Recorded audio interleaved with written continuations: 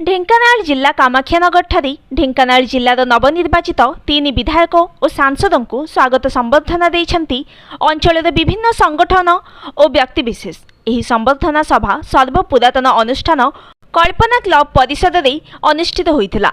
नवनिर्वाचित ढेंकानाल सांसद रुद्र नारायण पाणी, ढेंकानाल विधायक तथा राज्य खाद्य जोगाण और खाउटी कल्याण विज्ञान और वैषयिक मंत्री कृष्णचंद्र पात्र, परजंग विधायक विभूति प्रधान और कामाख्यानगर विधायक शत्रुघ्न जेना को स्वागत संबर्धना देइछंती।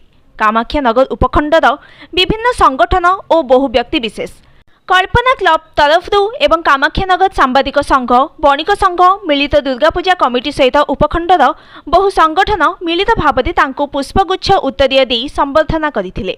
उपखंडर विभिन्न समस्या और विकास निमंते तांको अवगत कराइथिले। एने यथासंभव चेष्टा कराजिबा सहित अंचलर विकास को प्राधान्य